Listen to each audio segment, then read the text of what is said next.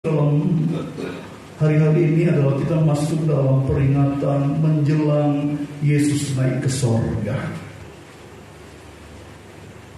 Menjelang Yesus naik ke sorga, 4-5 hari sebelum Yesus naik ke sorga, ada sesuatu yang Yesus kerjakan, dan itu bagi saya sesuatu itu spektakuler dibanding dengan apa yang Yesus kerjakan di beberapa tempat.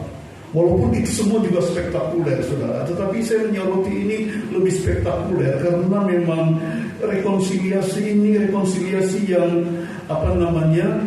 yang benar-benar Yesus mau untuk orang ini menjadi orang yang hebat. Bahkan Yesus katakan dia untuk supaya dapat menjadi sosok guru bagi gereja Tuhan. Seorang yang bernama Simon Petrus. Yohanes pasal 21, sudah ketemu saudara? Ayat 15 sampai ayat yang ke-19.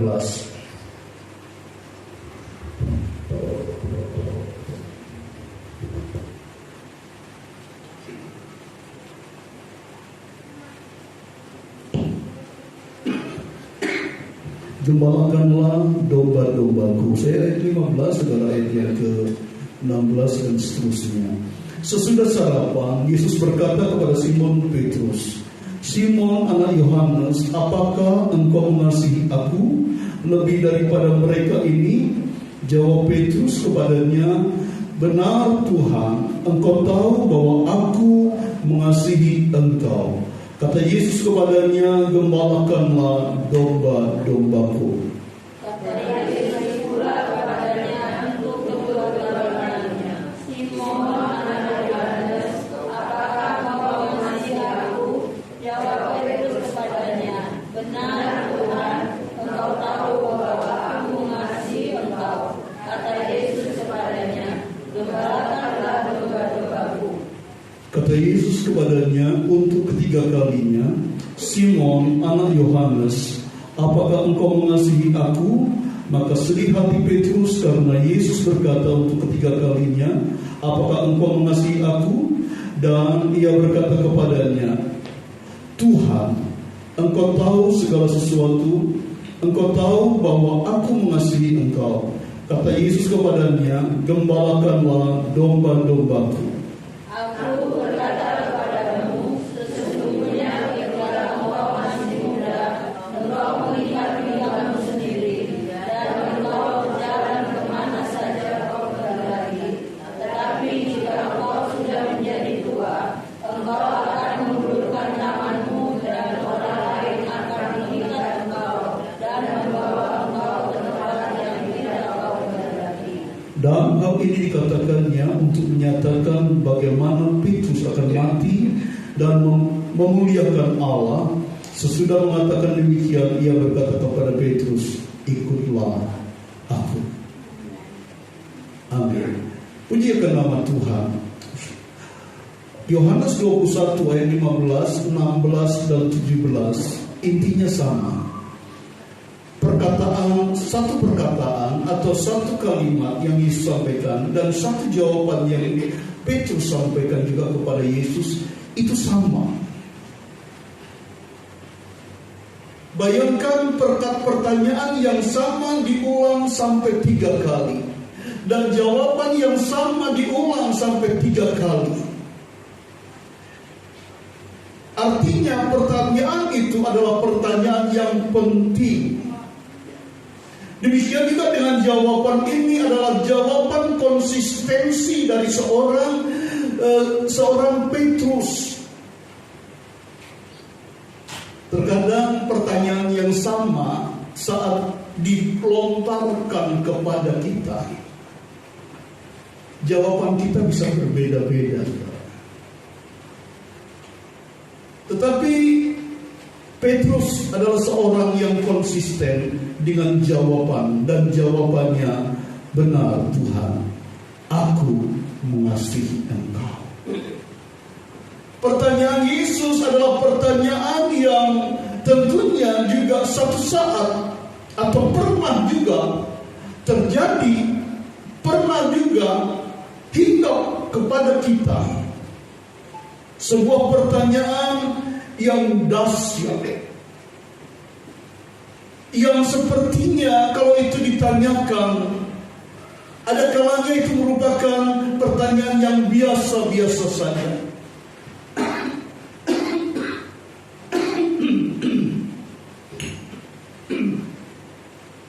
Tetapi pertanyaan ini juga merupakan pertanyaan yang mengandung konsekuensi jawaban yang harus dijawab dengan hati. Petrus, Simon anak Yohanes, apakah engkau mengasihi aku lebih dari mereka ini? Mereka di sini adalah rekan-rekannya, teman-teman dari Rasul Petrus yang saat itu bersama-sama dengan Petrus. Yesus mau supaya Petrus mengasihi Yesus lebih dari rekan-rekannya.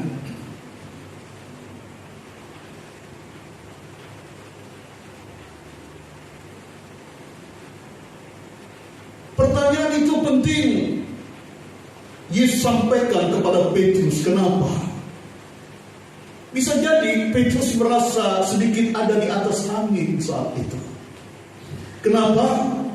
Begitu Yesus mati, bangkit, dan setelah itu sekian hari,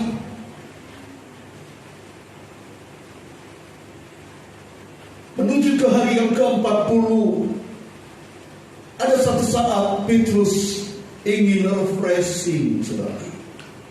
Ngomong-ngomong sama rekan-rekannya, aku kok kepingin dia nostalgia, mancing di tepi pantai atau di pantai Danau Tiberias. Dan saudara tahu, kerinduan Petrus ditindaklanjuti oleh semua murid Yesus, ke-10 murid Yesus, karena Yudas mati.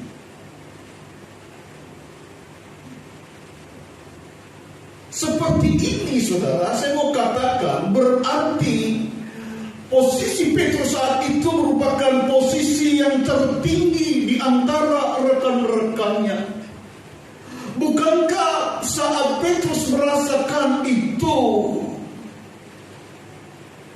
membuat Petrus merasa ada di atas angin? Yohanes, Yakobus, Bartolomeus, Matius, dan pokoknya ada rekan-rekan Petrus saat itu bersama-sama dalam perahu, ikut Petrus menjala ikan walaupun tidak ada apa-apa, tapi mereka setia dengan Petrus. Dapat disimpulkan juga, dapat dikatakan juga, Petrus bisa saja saat itu merasakan, oh, setelah Yesus tidak ada, orang-orang percaya kepadaku. Dan bisa juga terbesit di hati dari Petrus, sekarang aku menjadi pengganti Yesus.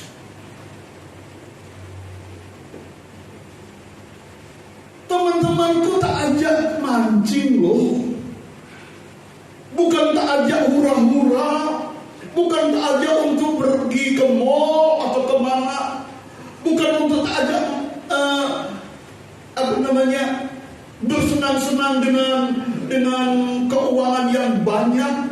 Zero, nol. Pancingannya satupun atau jalannya satupun tidak dapat. Tapi murid-murid yang lain tetap berpegang atau tetap ikut Simon Petrus. Bukankah ini sebuah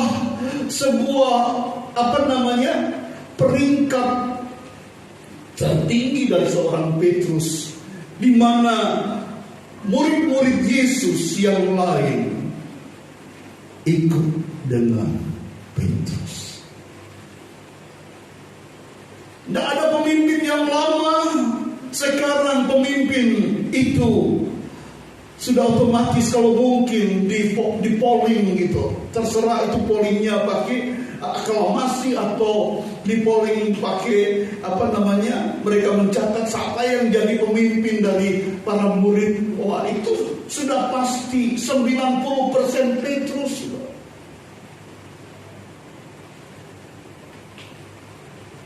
Yesus tahu itu adalah awal kejatuhan berikutnya dari Petrus, sehingga Yesus harus datang kepada Petrus untuk menyelamatkan, karena Yesus butuh Petrus.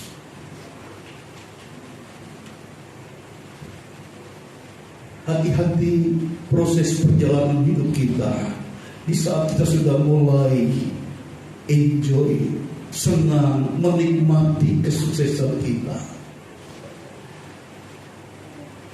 biarlah kita harus mendengar suara yang lembut dari Tuhan.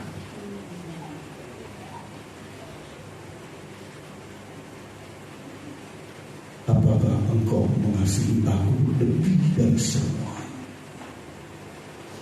Lebih dari pekerjaan, lebih dari keluarga, lebih dari semua dan semuanya. Yesus bertanya kepada Petrus, benarkah engkau mencintai aku? Dan Yesus tidak sekali bertanya dan Yesus puas.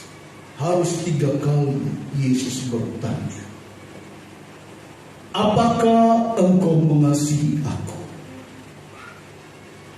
Dan Yesus bangga. Jawaban Petrus adalah jawaban konsisten. Ya Tuhan, benar aku mengasihi Engkau.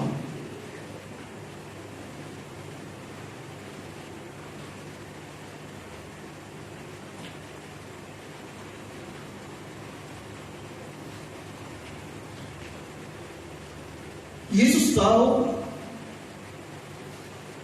kehidupan manusia, kejatuhan manusia bukan nanti di dalam penderitaan.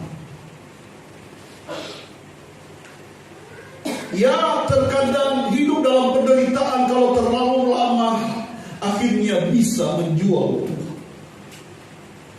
Tetapi tempat yang sangat-sangat riskan bagi manusia apabila orang itu sudah ada di puncak kejayaan, puncak kepercayaan banyak orang, puncak dari segala-galanya. Hati-hati, termasuk di dalam kehidupan kita sebagai anak-anak Tuhan, termasuk di dalam kehidupan kami selaku hamba Tuhan.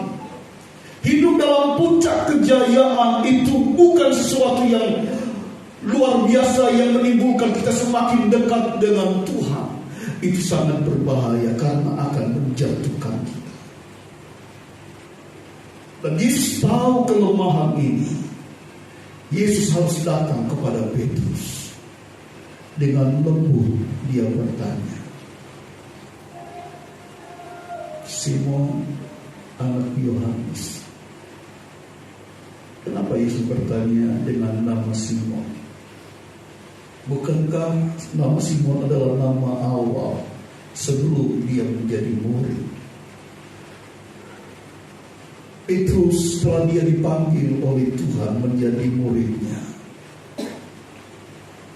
Tuhan Yesus mau mengingatkan kembali namamu dulu, kehidupan dulu bagaimana. Ingat masa lalumu dan bagaimana masa sekarang setelah engkau ada di pihakku. Setelah 3,5 tahun engkau bersama-sama dengan aku, engkau menikmati semua fasilitas Tuhan. Engkau bisa mengadakan mujizat. Ya, Petrus bisa mengadakan mujizat. Petrus bisa berbuat sesuatu apa yang Yesus pernah buat. Petrus lakukan bahkan lebih.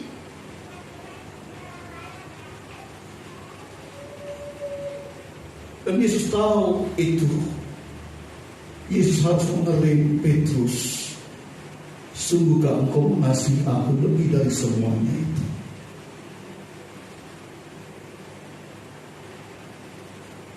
Yesus bangga dengan jawaban itu, dan Yesus mau konsistensi Petrus dengan jawaban itu. Apakah kau mengasihi aku? Petrus menjawab, ya Tuhan, aku mengasihi engkau. Ayat yang ke-17 dikatakan, pertanyaan yang ketiga, kata Yesus kepadanya untuk ketiga kalinya, Simon anak Yohanes, apakah engkau mengasihi aku? Maka sedih hati Petrus. Artinya bukan Petrus meragukan ketidakpercayaan, meragukan kepercayaan Yesus kepada Petrus, tetapi Petrus tahu Yesus ingin supaya dia dinomorsatukan di dalam segala hal. Bicara cinta seringkali orang menjadikan sebuah permainan, saudara. Tapi istilah cinta itu seringkali cinta itu yang membuat rekonsiliasi dapat berhasil. Dan Yesus mengadakan rekonsiliasi bukan dengan yang lain-lain, bukan dengan mengingatkan kembali bagaimana engkau dulu. Hubungan pribadi Petrus dengan Yesus, apakah engkau mengasihi aku? Itu yang Yesus sampaikan.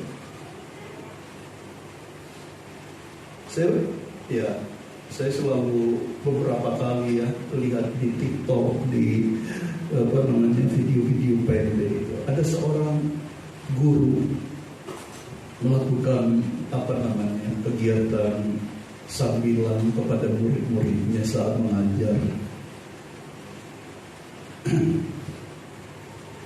Guru ini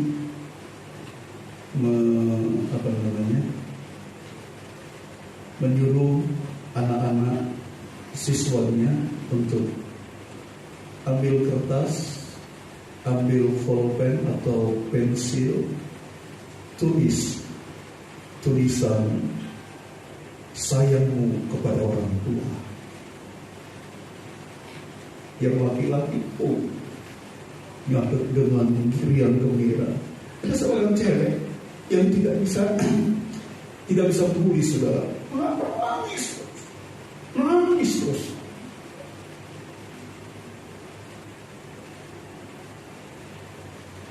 Tidak bisa diungkapkan lewat tangan saja, tidak bisa, apalagi ucapan. Jadi ungkapan cintanya itu tidak sampai ke tangan, saudara, tapi hatinya sangat full kasih kepada orang itu.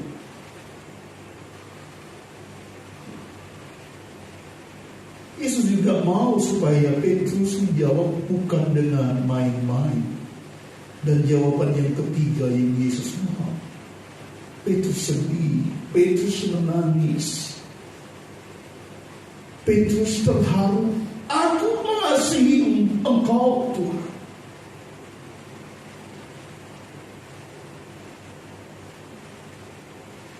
Itu yang Yesus inginkan, itu jawaban yang benar-benar dari hati.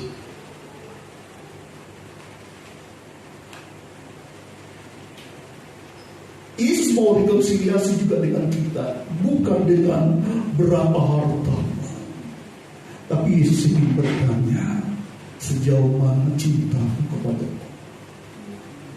Tuhan. Haruskah Yesus bertanya 3 kali?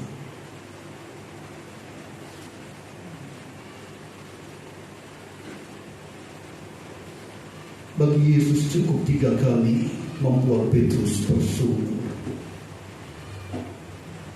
Ya Tuhan, Engkau tahu aku mengasihi Engkau.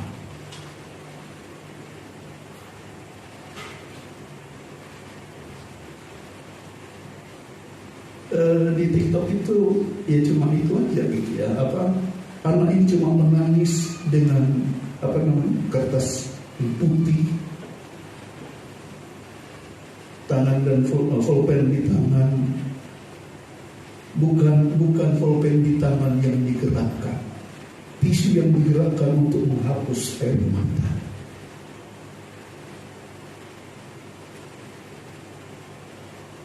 Mungkin kalau di sini ada anak-anak kaum muda atau jemaat yang masih punya orang tua, saya suruh tulis. Coba tulis surat cinta untuk orang tua.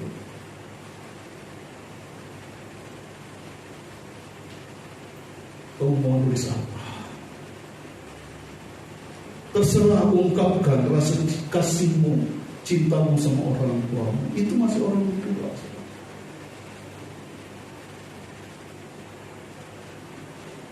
Bagaimana dengan kita kepada Tuhan? Suatu saat di rumah, coba kita tulis sayang kita kepada Tuhan. Kenapa harus ditulis? Kadang dalam pikiran kita, oh aku mengasihi Tuhan, aku mengasihi Tuhan.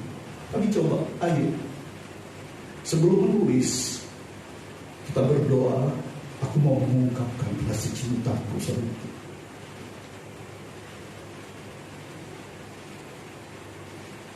Itu baik, saudara.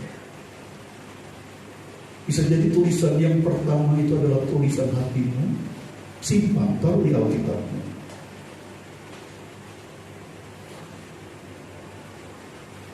Katakan di hadapan Tuhan, I love you, Jesus. Dan ingat kembali kebaikan Tuhan yang Dia sudah lakukan di dalam kehidupan kita. Apa yang Dia sudah pernah lakukan, baik hal-hal yang terkecil sampai hal-hal yang terbesar. Bagaimana pertolongannya di masa atau di kehidupan yang biasa sampai yang spektakuler. Ungkapkan itu. Yesus rindu itu di dalam kehidupan kita.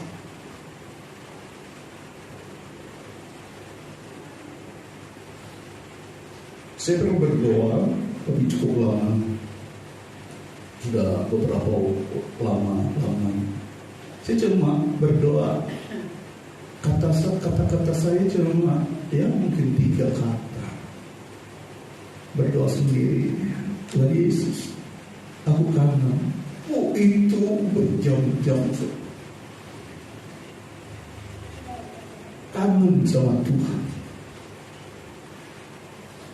Dan saya mau katakan, Yesus juga kangen pada saudara. Tuhan kangen kapan kamu berdoa lagi, menyembah lagi sama aku.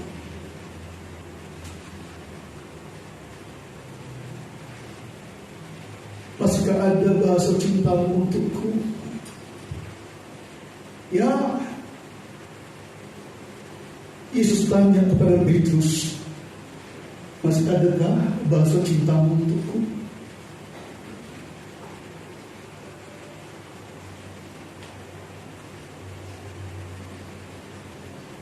Dan bahasa air mata itu yang dilihat oleh Yesus. Yang mengerti bahasa apa saudara? Tetesan air mata. Dia tahu. Dan Yesus tahu setiap pergumulan kita. Yesus tahu bagaimana kehidupan Petrus yang inkonsistensi, saudara. Yang terkadang pernah dipakai oleh Tuhan, tapi juga pernah dipakai iblis juga. Pernah dengan semangat membela Yesus, tapi juga pernah menyangkal Yesus 3 kali.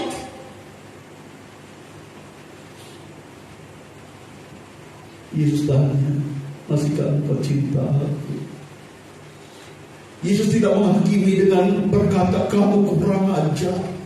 Tidak. Yesus tidak berkata kepada Petrus, oh kamu kebangetan, sudah sekian lama kamu berjalan dengan aku, cuma seperti itu kamu katakan, kamu tidak mengenal aku. Nah, Yesus tidak katakan itu, saudara. Yesus cuma bertanya, Petrus, masihkah engkau mencintai aku? Masihkah ada aku di dalam hatimu? Bagaimana dengan kehidupan kita? Masihkah ada Yesus yang mau berbicara kepada kita.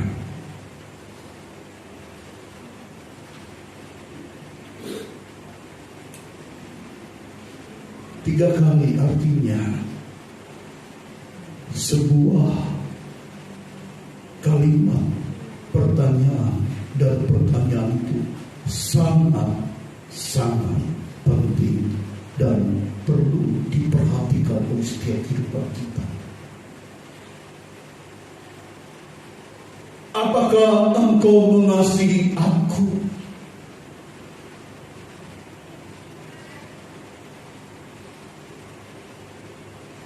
Gembalakanlah domba-dombaku.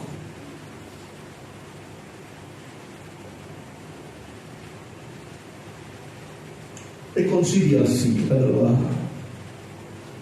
saya lihat di Google, arti rekonsiliasi itu pemulihan hubungan setelah konflik. Saya tidak pernah konflik dengan Tuhan. Betul tak? Kita tidak pernah konflik dengan Tuhan. Itu perasaanku, saudara. Tidak pernah konflik dengan Tuhan. Tahunya saat berdoa, I love Jesus. Yesus, ku cinta kau dan sebagainya. Bukankah setiap perbuatan kita seringkali membuat Yesus ngilu? Kok gitu ya? Kamu bilang aku cinta, kamu bilang kamu cinta sama aku, tapi kenyataan perbuatanmu mempermalukan aku. Terlalu sering kita konflik dengan Tuhan dan kita tidak sadari itu, saudara.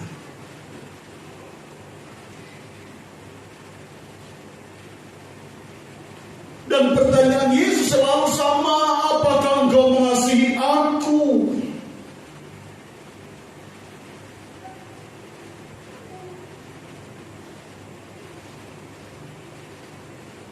Saya mau katakan, jujur, kita semua sering konflik dengan Tuhan karena perbuatan dosa kita.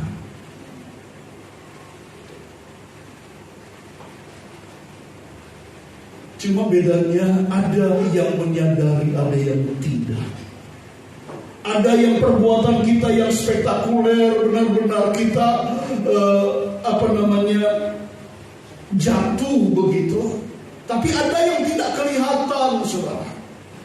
Seperti Petrus, kalau Petrus itu sangat kelihatan dibanding murid-murid dengan murid-murid Yesus yang lain. Apakah murid-murid Yesus yang lain tidak mengecewakan hati Tuhan? Sangat mengecewakan. Alkitab berkata Yesus ditangkap, semua murid Yesus meninggalkan Yesus.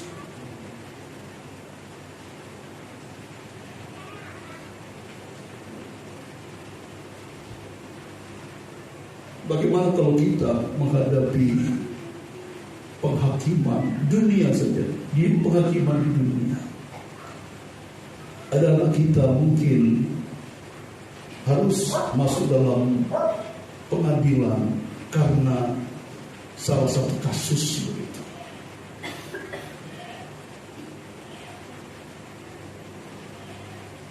Lantas orang tua bilang, oh anak kurang ajar memang. Saat anak dihakimi masuk dalam pengadilan, orang tua tidak mau hadir. Bagaimana dengan anak itu?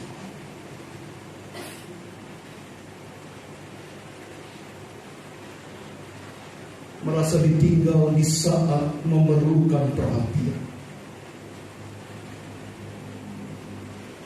Orang tua yang jahat aja tidak sampai tega membiarkan anaknya seperti itu. Amin.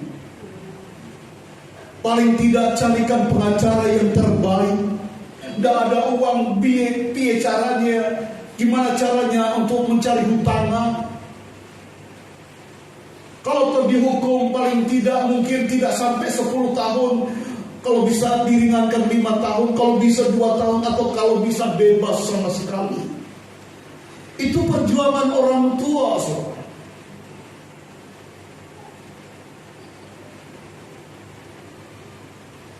Dan setidaknya anak melihat hal itu, perjuangan orang tua seperti itu, bangga.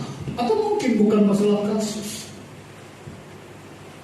masalah Siapa di antara kita mungkin sakit begitu, masuk rumah sakit, tidak ada yang membesuk, keluarga tidak ada yang mau tahu bagaimana si sakit, tambah cepat mati saudara ya. Hatinya teriris-iris, ternyata aku tidak punya keluarga. Temanku yang dulu bilang begini ternyata tidak mau menjenguk aku.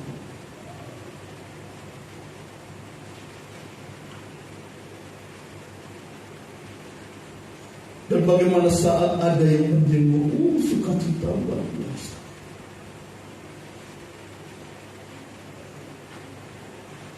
Dan saya mau katakan, rekonsiliasi harus dari atas, saudara, bukan dari bawah. Bukan Petrus yang berekonsiliasi kepada Tuhan, Tuhan aku mau menyukakan hatiku. Yesus yang datang pada Petrus. Artinya Yesus harus merendahkan diri lagi, datang pada Petrus.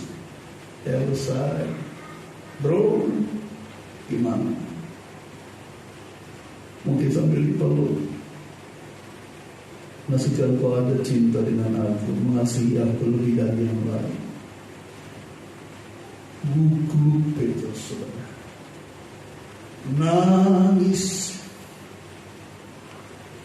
Mungkin saudara ada di pihak seperti itu, saudara. Mungkin saudara alami fitnah, alami banyak hal, dipersalahkan dan lain sebagainya.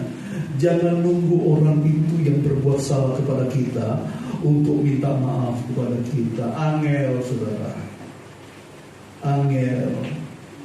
Mau rekonsiliasi, kalau kita ada di pihak benar, kita yang datang. Katakan amin. Amin. Satu, itu berarti kedewasaan, saudara. Itu kedewasaan. Tidak gampang. Loh, aku kok difitnah gini, tidak apa-apa. Aku masih sayang sama kamu. Kamu sobatku juga. Dan tidak usah diungkit masa-masa lalu. Rangkul mereka. Yesus tidak tanya, iya, menyangkal aku 3 kali, bagimu piro? Enggak. Yesus tidak bilang gitu, saudara. Yesus tidak cari masalah lagi. Yesus mau Petrus melihat ke depan. Pekerjaanmu banyak terus. Hasil rekonsiliasi sebelum 40 hari. Tidak tahu hari keberapa, mungkin sudah ke 39 hari. Hasil rekonsiliasi itu membuat Petrus menjadi komandan untuk berdoa selama 10 hari. Hasil dari rekonsiliasi Yesus dengan Petrus yang terjadi apa? Murid-murid Yesus pun juga dipenuhi dengan kuasa Roh Kudus, 120 orang, saudara. Hasil rekonsiliasi yang Yesus kerjakan kepada Petrus pada hari Pentakosta, Petrus berani berkhotbah dan 3.000 jiwa bertobat. Hasil dari rekonsiliasi.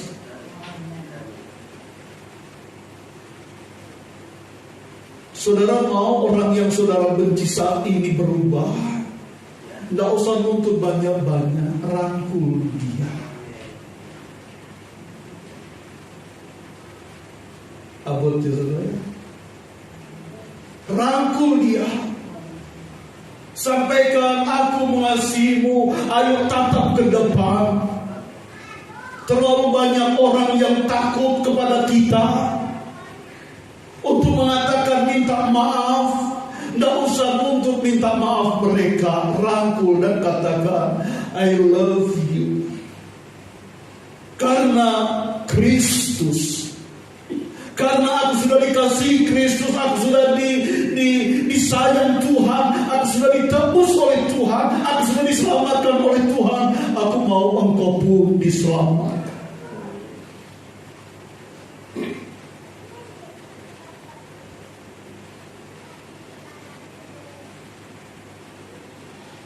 Yesus tidak mengungkit-ungkit kembali apa yang Petrus lakukan. dan membuat Petrus semakin semangat melayani Tuhan. Cuma dengan pesan Petrus,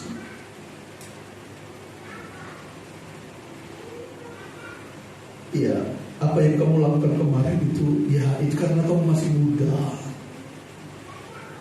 Walaupun Petrus lebih tua dari Yesus saat itu, saudara ya. Tuhan Yesus bilang, saat engkau masih muda, ya orang muda itu biasa keluyuran, pulang malam, anak muda. Jadi apa yang dipikir itu yang langsung dikerjakan, kemana-mana. Udah sakar pede. Tapi Yesus bilang, tapi kalau engkau sudah menjadi tua,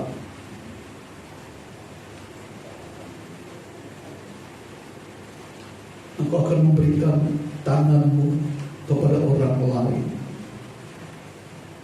siap untuk dibawa kemana aja, termasuk di tempat yang engkau tidak suka sekali.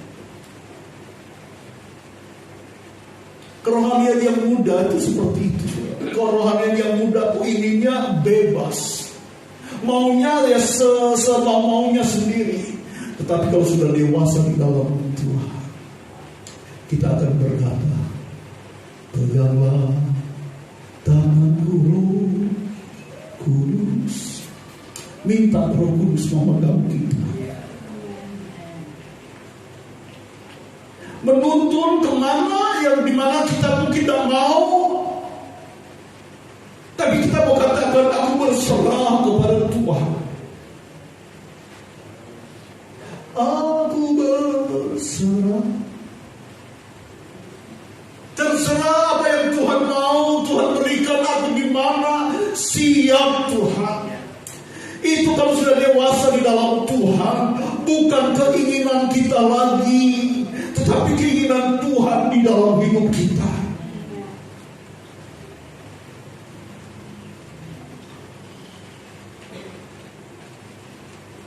Tuhan mau supaya kita hidup dewasa di dalam Tuhan.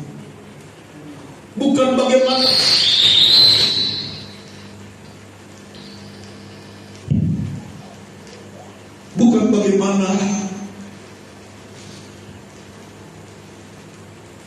supaya Tuhan nurut kita.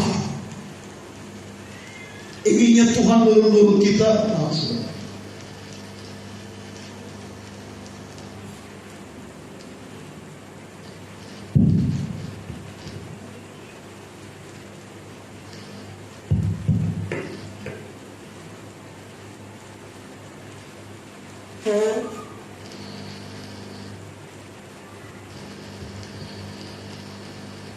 Tapi kalau kita dewasa di dalam Tuhan, kita mengatakan suka-sukamu Tuhan.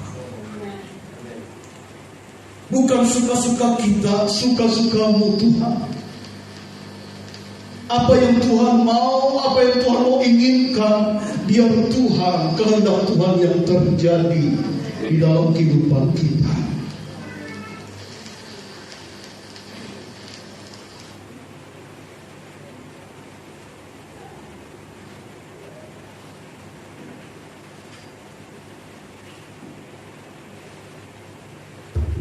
Bagaimana dengan kita saat ini?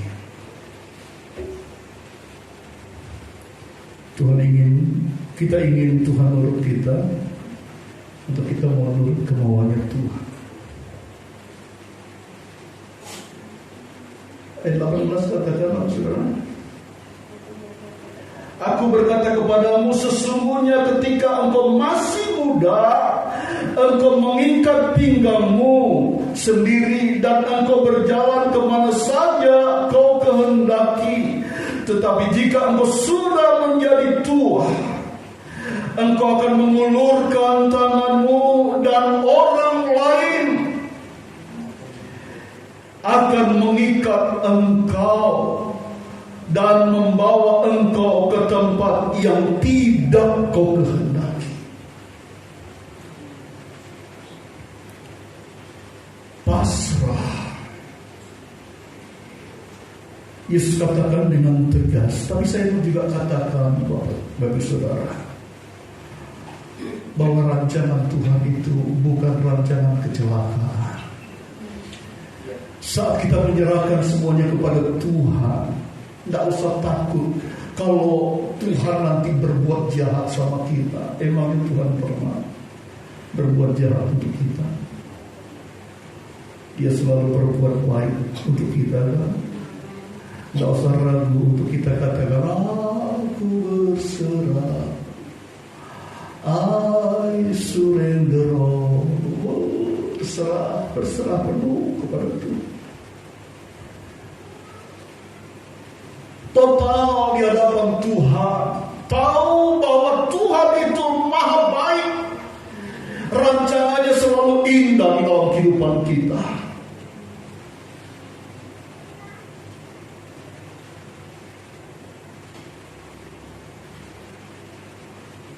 Jadikan Yesus yang terutama dalam kehidupan kita. Yesus mau Petrus untuk menjadikan Yesus yang terutama, termasuk di atas segala prestasinya Petrus. Yang tadi saya sampaikan bagaimana Petrus saat itu di pantai Tiberias. Wow, itu adalah prestasi Petrus sebagai orang yang terbaik saat itu.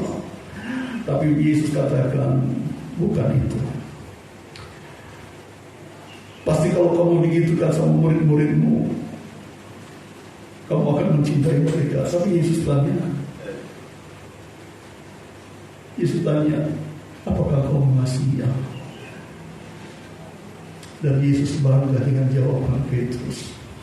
Walaupun teman-temanku mengasihi aku tetap mengasihi engkau lebih dari semua.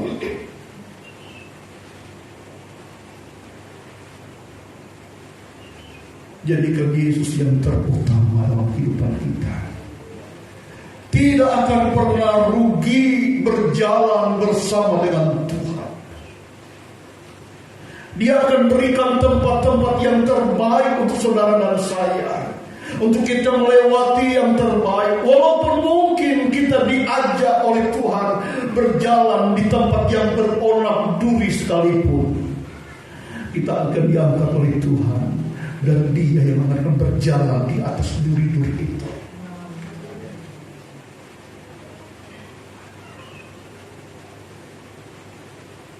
Engkau akan menyerahkan tanganmu kepada orang lain.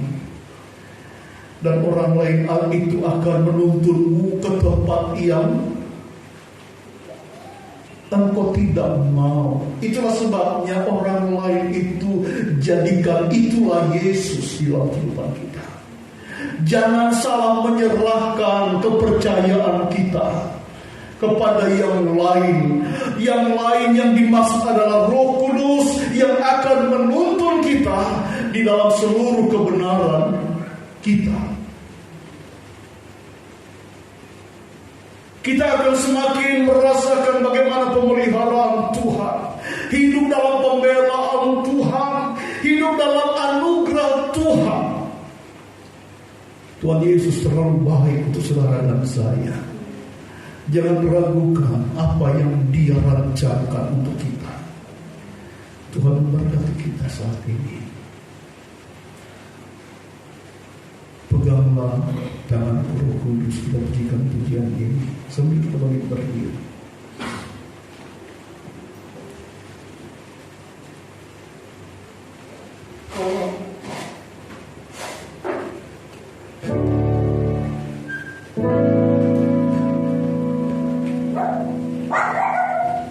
Peganglah